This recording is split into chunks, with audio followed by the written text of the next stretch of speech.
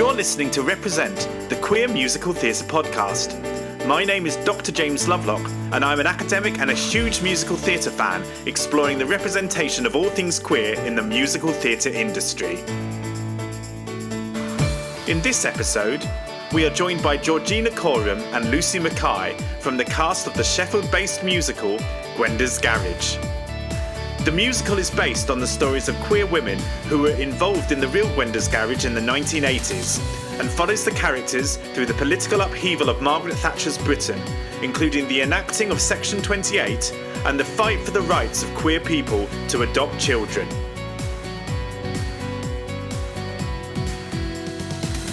As always, you can follow us on your favourite podcast platform, and don't forget to share this episode on social media.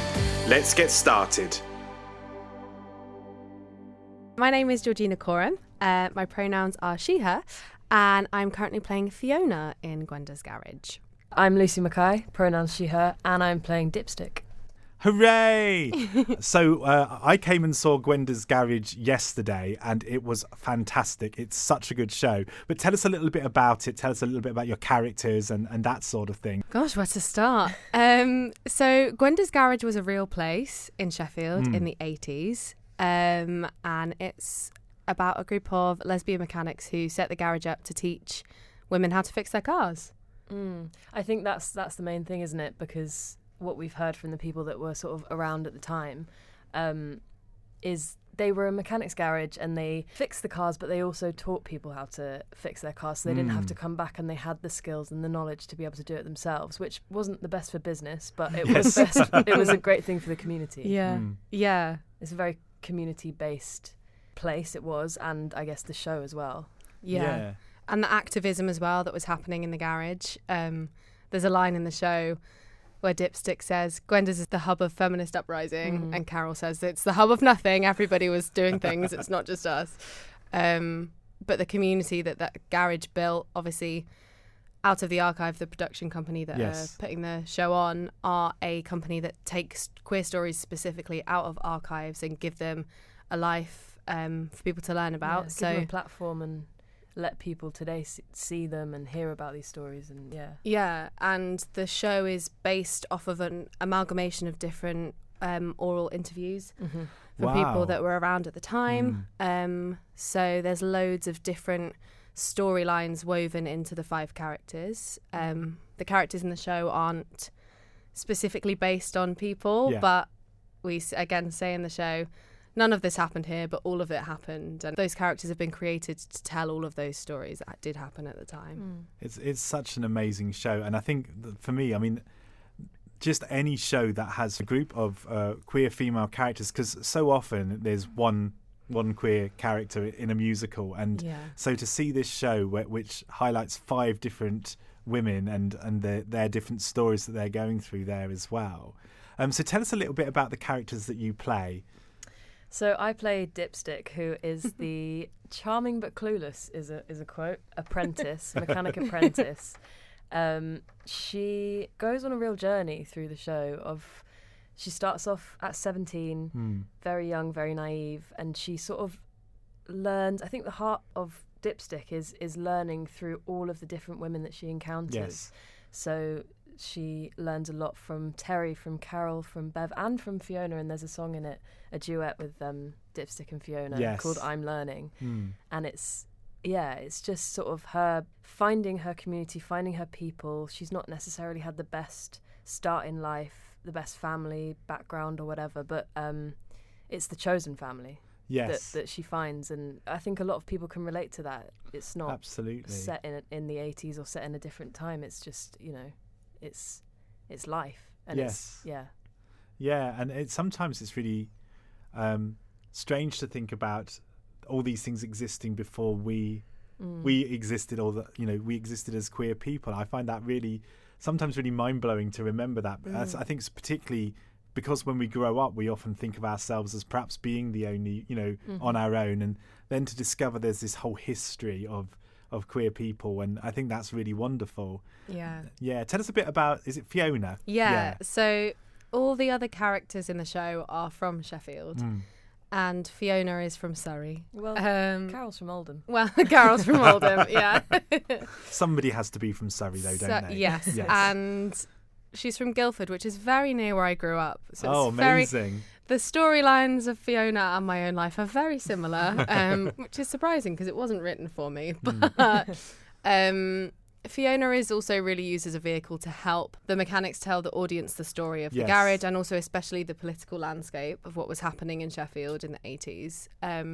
Fiona is very middle class, very much that heteronormative, went to university, married a man straight away, and that was sort of her life, and without giving too much away, relocates to Sheffield, meets all of these lovely lesbians, and has quite a few questions, I think, about what she envisioned for herself and maybe what she actually wants and what was expected of her from society. Things don't necessarily go to plan, in inverted commas. Yes. But I think it's really special for me as a queer woman to tell that story, because I think, especially with queer women, we grow up in a society where it's just assumed that you'll meet a man and that's it.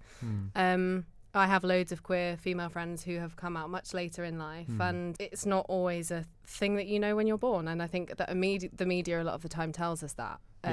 So Fiona's story is very up and down. She's quite radical in her decisions, really throws herself right into all of the activism and loves being at the garage and having a grand old time, and I think all of the women in the show teach her something different.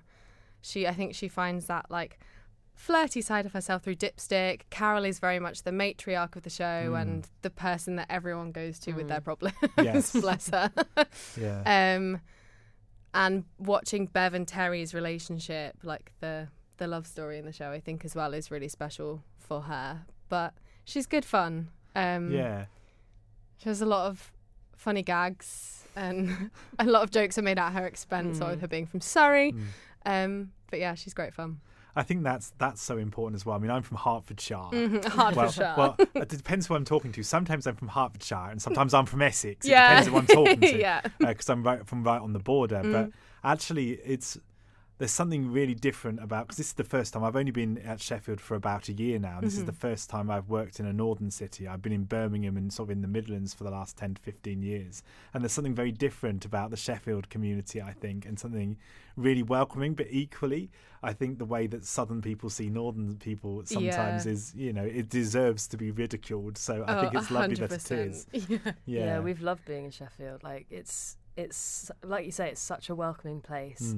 And I say this to everyone, the audience is here, and I don't know if it's because of the nature of the show or who's coming to see it, but I've never known audiences like it. They're so supportive, so generous, and it's amazing. And there's such a big queer community here, which I wouldn't have necessarily known. I had never been to Sheffield before we did the show, but when we did the workshop of this show 2 years ago, we did like an R&D of it, but they ticketed 2 performance script in hand so that people could see it. Well, they only planned to do 1, and then it sold out, so they added another one because the demand was so big. And we were so shocked by that. And I've never seen so many lesbians in sensible shoes with glass, and they all knew each other. My partner came up to watch, and she texted me at the half and said, I'm sat down and all these lesbians are shouting at each other and waving from across the theatre, because there's this huge community here that I never would have known about, and I think that's really special. Yeah, I agree. I think that's a really important part of Sheffield, and the community here is very different too. So I've been in Birmingham, as I said, the last few years, and the community in Birmingham feels a lot more kind of centred around a particular place, whereas Sheffield feels like it's a community thing, and there's all sorts of, there's comedy nights, and there's plays, and there's creative writing, and there's art, and it's that kind of thing. And I suppose it's true of Gwenda's Garage as well, that it's about the community that it creates there and the things that the community do together. And I think that's really wonderful, and something that comes out so beautifully in that story as well. Tell us a little bit more about working in that space, in the Playhouse Theatre at Sheffield, which is I guess does quite a few new musicals and new plays in there. So tell us a little bit about working there, because it's an interesting space to kind of put a new musical into, isn't it? I mean, it's an amazing space as the studio theatre or the whatever of inside a bigger theatre space, it's massive, and it's I think there's something really special about Sheffield theatres as a whole, and the fact that they're all interlinked, and there's even that feels like such a community. The whole building, I don't know, just something really welcoming about it. I think so much cool regional stuff comes out of Sheffield theatres as well, obviously Standing at the Sky's Edge and Jamie, and it feels like being part of a legacy, especially of like telling northern stories, and it's just so nice. There's just this buzz, and it really feels like the larger Sheffield community of people are really invested in what's happening as well. When we got to Sheffield and moved into our digs, the Tesco delivery man, bless him, carried our food up 2 flights of stairs, and he was like, "Are you uni students?" And we said, "Oh no, we're working at the theatre." And he was like, "Oh, what show is it?" And we said, "Gwenda's Garage." And he was like, "Oh, is that the one about the female mechanics?" Yeah, and he'd heard of it. Yeah. And we were like, "Oh my god!" Like, it just feels like a place that people are really excited to see new theatre and what's being created, which I feel like we don't maybe have that hub because we live in London. There's so much going on, but it really feels like everyone is drawn towards that theatre spirit.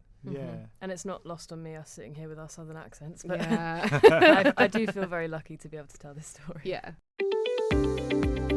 If you're interested in LGBTQ+ representation in musical theatre, check out our website www.queermusicals.com for lots more information about musicals with LGBTQ+ characters.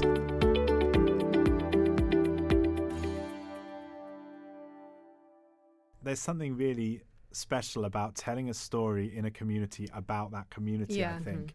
And there are other stories that have done it. I mean, if you go back as far as Blood Brothers, for example, and I think that's what makes a lot of our British musicals really successful, is when they're tied to a specific community or a specific event or that sort of thing. And so I think that's one of the things that's going to make Gwenda's Garage so successful, is because it's so tied into where it comes from. And it is, like you say, it's a very northern story, I think. I'm saying that again in my southern accent. I think the other thing that's been super special about this process for us is that we are predominantly a team of queer women in terms of cast, creatives, production. Like, I've never had that. Queer people, I guess. Even at every level. Yeah. And the whole writing team are all lesbians, which is amazing. Yeah. And I don't know, there's something very different about working on a production that's so queer-centred and female-centred.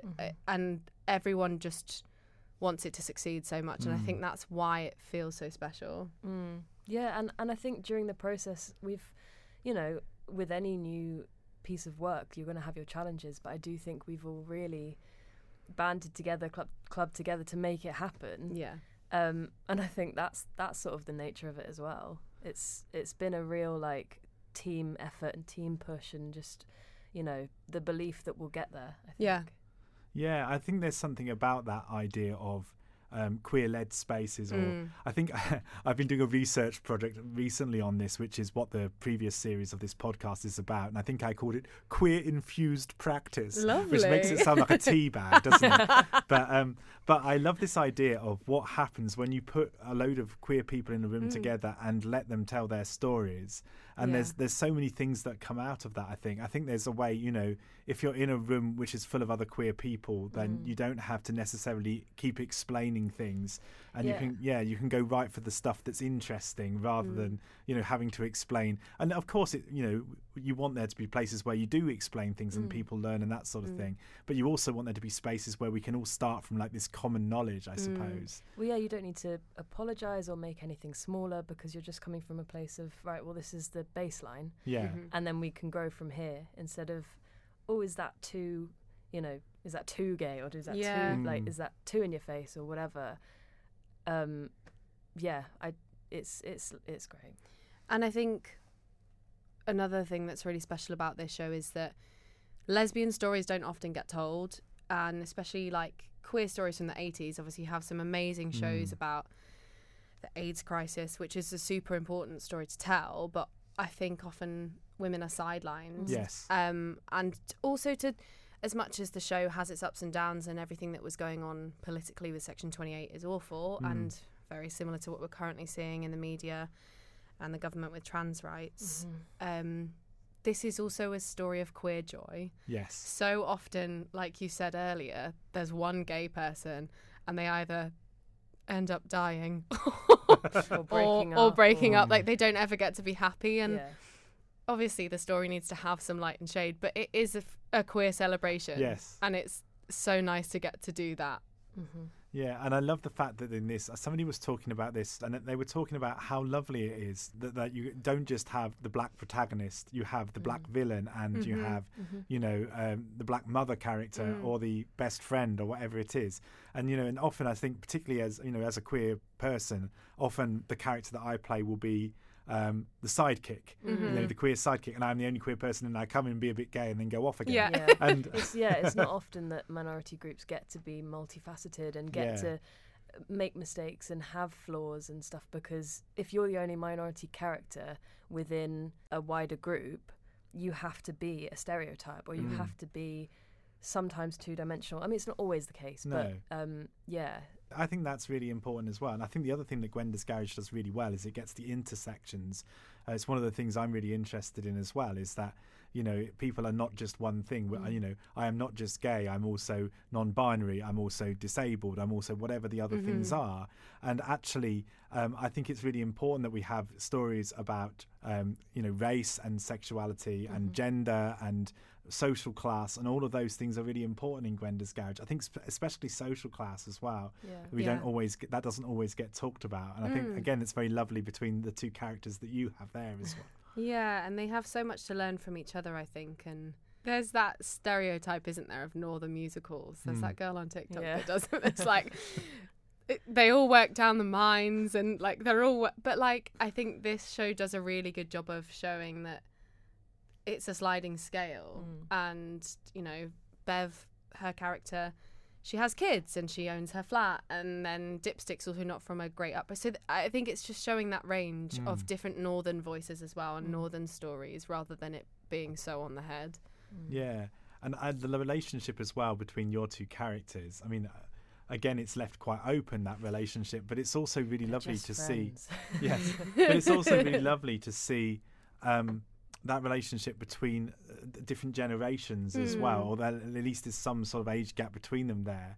And I think that's really important as well. And as somebody that's been an openly queer lecturer for 15 years, and actually the number of times that those sort of friendships build up after the students leave university and stay in touch, and you're still having these sorts of conversations. And I learned so much from that, and I love watching that on stage as well. And it's a story I don't think I've seen very often, so it's lovely that that's in there. Yeah, and I think that relationship is also quite that feels very much like what this process has been like for me, learning from an older group of queer people, because we did, in the rehearsal process, lots of oral history sessions with the writer, Nikki, and Yelena, the director, about what it was like to be a lesbian at that time. And, I think whilst things aren't still perfect, we as queer people now have it much easier than they did back then. And I think sometimes that can be taken for granted. But they just did so much work, like picketing all the time, all the stuff that happened at Greenham Common. And, I think it was really eye-opening for me coming into this project, learning all of that work that they have put in so that we can live as we are today, and also taking that on ourselves moving forwards and supporting trans rights and everything that's going on in the government right now. They did that for us, and it's like that passing of the baton, and I feel like that the show is really important for that as well. Yeah, like the work's never done. And it's, I think we're really lucky to have those voices in front of us in the room live to learn from, because you can do your own research. There's so much you can get from books and the internet and stuff, but having people who actually lived that is invaluable. Yeah, and this show really is a call to arms, and I hope that people leave thinking because it's not just about gay rights, it's about everything that's going on currently. It's individually we're one tiny voice, we have one tiny voice each, but if we put those tiny voices together, that can really change things, and that is so important to keep doing and keep working at and keep plodding along, and anything we can do is better than nothing. So Yeah. I found it quite emotional actually talking about Clause 28, because I was 8 when that came in. Yeah. And that really did affect my whole time at school, and certainly my whole time, coming to terms with who I was and all of these sorts of things. And then for my students afterwards to say, I didn't realise that things were the same then as they are now. Because a lot of my students recognise, particularly with trans and non-binary people, and with the Supreme Court ruling recently, and how many of those lines just feel exactly the same sort of thing. It's the same language in a different font, and it's naive to think that because it's not happening to you right now that you're not next in line for that stripping of your rights. And it's scary. And I think especially like you were just saying with Section 28 being imposed, I didn't really understand really the gravitas of that until we started doing this process. It was still in place when I was at school, which I didn't know. And, would things have been different for me growing up if we had that? I don't know. But it's really important, I think, that we learn about that and how there's always a scapegoat, right? Well, it's the common enemy, isn't it? You create a common enemy that everyone else can jump on that bandwagon, and, in a few years' time it could be you. So just, think about, My favourite lyric in the show is in our final song. It's called We Got the Power. The lyrics are, when circumstances drive you to it, roll your sleeves up, you can do it. We'll take matters into our own hands. And I think that message is like the perfect takeaway for the show. And it's very much like the people who have the power aren't going to do the job that we need to do. So, we've got to take it on ourselves. Yeah. It's a wonderful show as well. I mean, some of the songs in it as well are just beautiful and funny and, really, really well written. And you're taking it to London next, aren't you, to the Southwark Playhouse, which is one of my favourite theatres in London. I love the Southwark Playhouse. Yeah. So how do you think it will go? That feels like a big question. It's interesting. Yeah. I think we're all, excited, but a little bit nervous, apprehensive, because it's such a Sheffield story. I think if the audiences up here weren't so incredible, it would feel less of a scary jump. But it's just been... We've got big shoes We've had standing O's every night. We had to do an extra encore because the audience refused to leave. I know, I was halfway out my costume. SM came around and was like, get back on stage. Yeah. And I think that is what will make it feel a little bit more extreme. But I think that, again, all the Southerners need to learn more about Northern stories. And there's a lot of Northerners in London. Yeah. So, we'll get some friendly faces. I think what's been amazing as well is so many of the audiences up here have been 60 plus. Yes. And obviously for such a queer forward story, we were a bit like, oh gosh, how will that be received? But they loved it. And even I think, if you're not queer, you're not Northern, but you are of that age and you lived through the 80s, there's still so much that you'll remember, the mining strikes, the industry closing down, Maggie Thatcher, there's something I think that everyone can see in it, and therefore it makes it inclusive. Yeah, it will be interesting. Definitely, yeah. I think it's very feminist as well, isn't it? And I think actually some of the stuff there, my mum would be right behind that thing about women were only allowed to do certain jobs. My mum's, is retired now, but was a gardener later on, and they were all, these were jobs that people didn't necessarily associate with women, and so there's all sorts of different themes with it as well. But I also know that the Southwark Playhouse audiences are really lovely and very used to new work. And thinking about the venue specifically you're going into, which is the Borough venue, which is where Operation Mincemeat kind of grew from, and they've had all sorts of shows there, so you will find an audience there, and they are a generous audience. And I'm just thinking of all the shows I've seen at Southwark Playhouse, and it really feels like a very good fit there. And it's selling really well. Yeah. Which we didn't know how that would go, but the first 2 weeks are coming up to nearly sold out. Yeah. So, and we sold out the rest of the run up here. Yes, almost amazing. Immediately, which was so special. Incredible. Yeah. Well, if you're listening to this and you're in London, you definitely need to try and catch this over the next few weeks at Southwark Playhouse, because it's such a wonderful show, and there's so many things that you'll find to kind of connect yourself to it as well. So I think that's really exciting. If you want to follow us on social media, you can use queer.musicals on Instagram or Facebook, or you can follow me at Dr. James Lovelock on Instagram.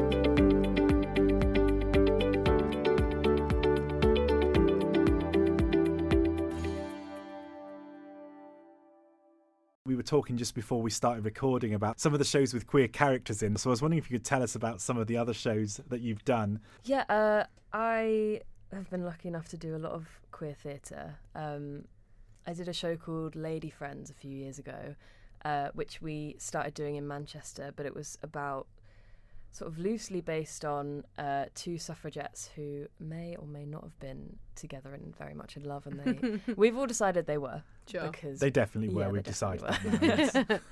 And that's queer history again. I did a show called Butterfly that was on at the Volts Festival, which it was sort of lots of different stories about groups of queer people or queer people throughout time. And my section specifically was about a group of people in the 80s in Cardiff. And more recently I did a show called Sappho at Southwark Playhouse at the Elephant Site. So the OG lesbian. Exactly. So yeah, yes. I've been lucky enough to sort of do a lot of queer stuff, queer theatre, and mostly historical shows, and that's great. But I think there's a space for new queer writing and new queer theatre, and I think a good example of like the opposite end of the spectrum to that is my partner.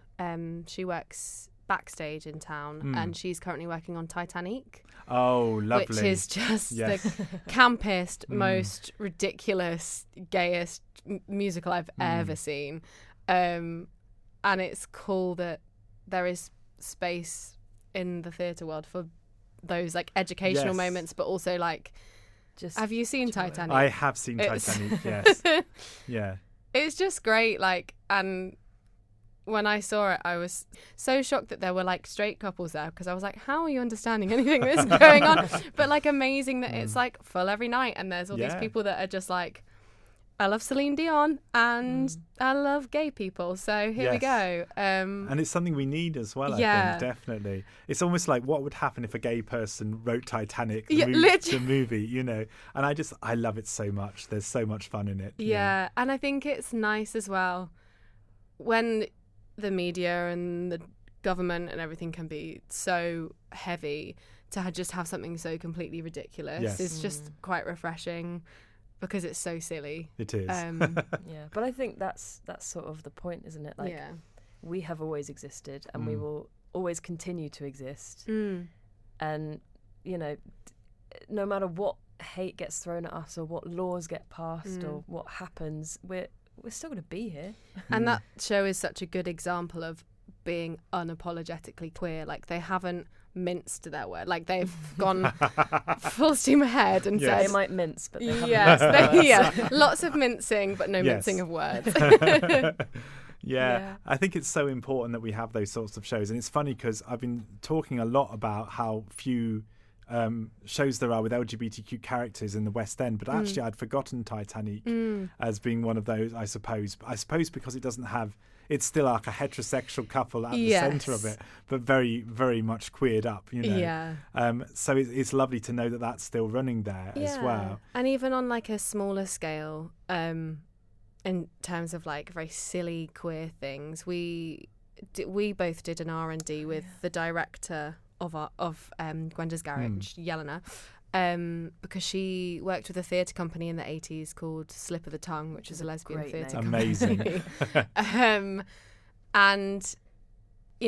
back in the 80s, not many queer storylines, and they in the 80s put on an all lesbian female production of The Sound of Music. Amazing. It was just wild. And we'd already done the workshop for Gwenda's Garage, and I just remember getting an email being like, would you be interested in doing an R&D of a lesbian version of Sound of Music, and will you play Maria?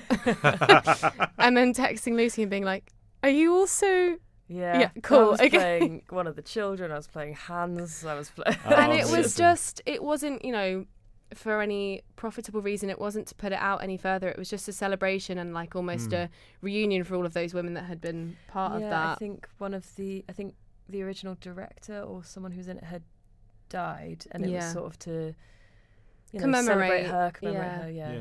And that was just absolutely ridiculous. But again, there was a character in it called the Golden Vulva. yeah, at the end, instead of exceptional. escaping to Switzerland, they all exited the stage through the Golden Vulva. I want that to be the ending to every musical Yeah. now. Oh, imagine Les Miserables. No, let's Yeah. not. And they had the costume that they used was- in the 80s for Wow. the Golden Vulva. And it Yeah. was, yeah. It's, But again, working it was a with treat. so many queer women like in their 50s and 60s who are doing loads of different jobs. Like they don't all work in theatre anymore, but like it was just such a silly time and just so nice to do something so stupid and Yes. gay and it be And so wonderful. celebrated. Yeah. Yeah. Yeah, it's definitely what we need. I've got one more question for you. I was going to ask you if you have any hopes for the future of musical theatre. So what stories would you like musical theatre to tell in the future? Ooh, that's a good one.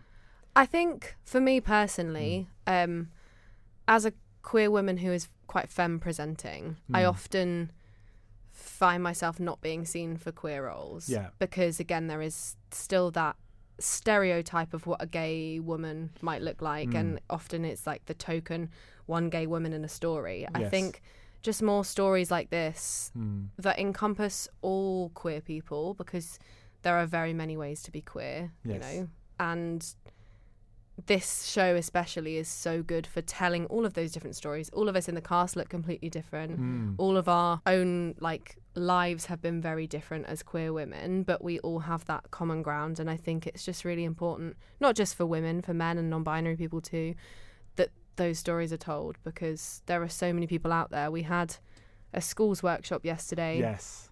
which we were all a bit scared about. We don't know how they're going Well, to receive it. or take it, yeah. And like they absolutely loved it. Right. During like right near the end of the show, there's a kiss between Yes. two of the women in the cast, and we've not had a louder response to that kiss than when we had a group of school children in. And I just think that that representation is so important for Yes. queer people growing up. So that's why I would say. Yeah. I think for me, it's like what we were talking about earlier, just showing that queer people are real people, have so many different sides, and yeah, we're not this stereotype. But I think also I'd personally love to see more trans storylines being told. I think every aspect of the queer umbrella, I guess you could call it, just I want us to try and step away from, you know, the camp gay best friend trope, or, you know, I think having just normalizing queerness and putting a light on it is so important. Just more of it, because if there's more of it, then it can be different and it can be as nuanced as other shows are, or other characters have been written, and just showing every aspect of queer life. And I listened to your episode with Lauren Redding where you talked about standing at the sky's edge, and I think that's the perfect example of how you write a queer character who is just, that's the least important thing about their character. Like, she is a queer woman in that show, and she has the same amount of stage time as everyone else, and she's just in love with a woman, and that is like, to get to a point where that is the least interesting part of your character. Them just being people rather than queer people. But we need to go through that before we can get to the end. But No, absolutely. Well, thank you both so much. Thank you for being part of Gwenda's Garage first of all, which is going to be so important in getting towards that kind of thing that we've just been talking about. But thank you also for being on the podcast. It's been lovely to have you. Thanks for having us. And, and thank you everybody for listening at home, and we'll see you soon. Thank you. Bye.